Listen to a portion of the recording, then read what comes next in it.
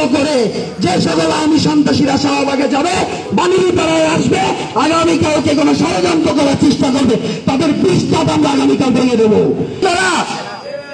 আমরা এখানে প্রত্যেকটা মন্দিরে, প্রত্যেকটা গির্জায়, প্রত্যেকটা ধর্মীয় উপাসনালয়ে রাত জেগে জেগে পাহারা দিচ্ছি।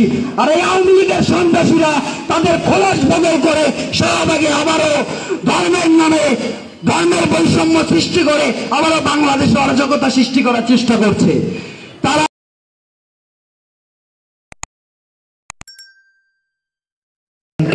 এ পর্যায়ে আপনাদের সামনে বক্তব্য নিয়ে আসবেন মোহাম্মদ মোর্শেদ।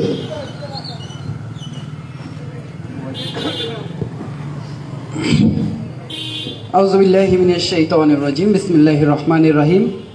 বৈষম্য বিরোধী ছাত্র আন্দোলনের পক্ষ থেকে নিহতদের জন্য দোয়া মোনাজাতে উপস্থিত সকল রাজপথের লড়াকু সৈনিকদেরকে আমি জানাচ্ছি আমার পক্ষ থেকে আন্তরিক সালাম। আসসালামু আলাইকুম ওয়া রাহমাতুল্লাহি ওয়া বারাকাতুহু।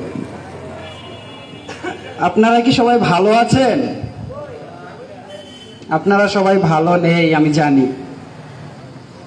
5ই আগস্ট আমরা স্বাধীনতা অর্জন করতে পারলেও এই ফ্যাসিস্ট খুনি হাসিনা আমাদের মাঝে এখনো আতঙ্ক বিরাজ করছে। সে দেশের বাইরে ভারতে পালিয়ে বাংলাদেশ নিয়ে এখনো ষড়যন্ত্র করে যাচ্ছে। ফ্যাসিস্ট হাসিনার গুন্ডা বাহিনী বাংলাদেশে এখনো রাজপথে এদিকে সেদিকে টোকাইয়ের মতো অবস্থান করছে। আমি স্পষ্ট করে বলতে চাই, বাঙালিপাড়ার এই আওয়ামী লীগ সন্ত্রাসীদের উদ্দেশ্যে স্পষ্টভাবে বলতে চাই, বাঙালিপাড়ার মাটিতে যদি আগামী 15ই আগস্ট নিয়ে কোনো ষড়যন্ত্র আপনারা আনতে চান, বৈষম্য বিরোধী ছাত্র আন্দোলনের সকল ছাত্র মিলে আমরা সেটা প্রতিহত করব। আপনারা আগামীকালকে সকল ষড়যন্ত্র রুখে দেওয়ার জন্য প্রস্তুত আছেন কিনা?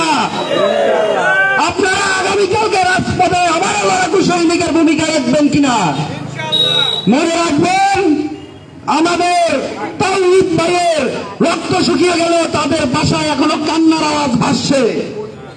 বেতালে আমাদের রনি ভাইয়ের রক্ত শুকিয়ে গেল, তাদের আম্মার এখনো কান্নার আওয়াজ আমরা পাই। তাদের এখনো কান্নার আওয়াজ যেখানে ভাসে, সেই চোখে কিভাবে ঘুম আসবে বলেন?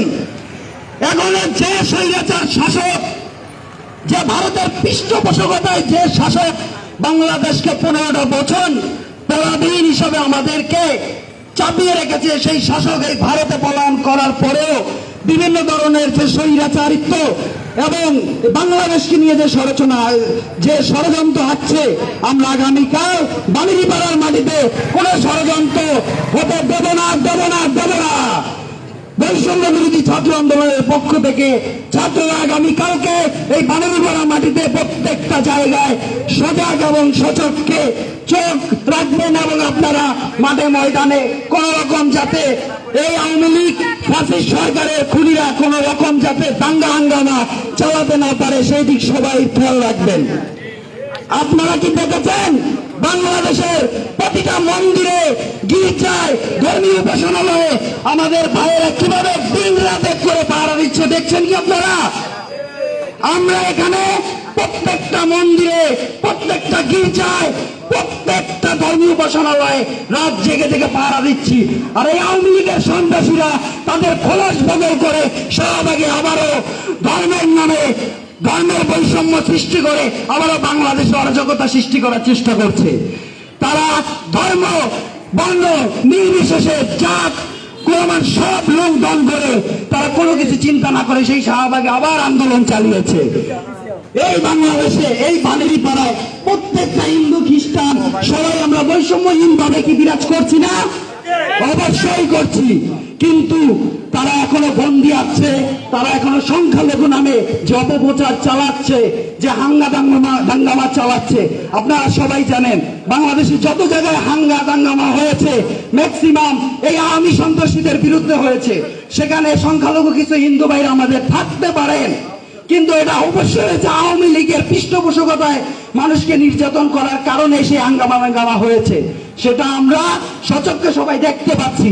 কিন্তু এই ফ্যাসিস্ট হাসিনা এটাকে সংখ্যালঘু হামলা প্রচার করে বিদেশে যেভাবে অপপ্রচার চালাচ্ছে, সেই অপপ্রচারের বিরুদ্ধে আমরা অনলাইনে সবাই সোচ্চার থাকবো। যেখানে একটা ফ্যাক্ট পোস্ট দেখবো আমরা সেখানে সত্যটা প্রচার করার চেষ্টা করব। যেভাবে আমরা রাত্রি জাগার করে মন্দির পাহারা দিচ্ছি, সেভাবে খোলস বদল করে যে সকল আওয়ামী সন্ত্রাসীরা শাহবাগে যাবে, বাণীপাড়ায় আসবে, আগামীকালকে কোনো ষড়যন্ত্র করার চেষ্টা করবে, তাদের পৃষ্ঠাত আমরা আগামীকাল ভেঙে দেবো। এই বাংলার মাটিতে, এই বাণীপাড়ার মাটিতে আওয়ামী লীগের 1 ইঞ্চি জায়গা হবে না। যদি কেউ এরকম পায়তারা করে থাকেন আপনারা সতর্ক হয়ে যান। বৈষম্য বিরোধী ছাত্র আন্দোলনের প্রত্যেকটা ছাত্র আগামীকালকে রাজপথে ইনশাআল্লাহ সচক্ষে সজাগ থাকবে। এছাড়া আমি বলতে চাই, প্রিয় ভাইরা, আপনারা কেউ মনে করবেন না আমরা সংখ্যায় কম। মনে রাখবেন, সংখ্যায় কম কোনো বিষয় না। যুগ জামানা পাল্টে দিতে চাই না বহুজন, একজনই আনতে পারে জাতির জাগরণ।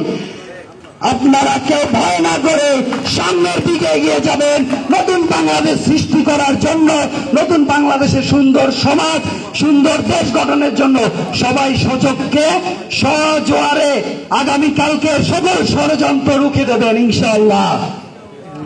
এছাড়া আমি আরো বলতে চাই, বাংলাদেশ সহ সকল জায়গায় যে সকল শহীদ ভাইরা আমাদের ইন্তেকাল করেছেন, যাদের রক্তের বিনিময়ে বাংলাদেশ আমরা স্বাধীন পেয়েছি, যে সকল আহত ভাইদের আমরা ত্যাগের বিনিময়ে বাংলাদেশ পেয়েছি, এই বাংলাদেশকে সাজাতে আমাদের হবে।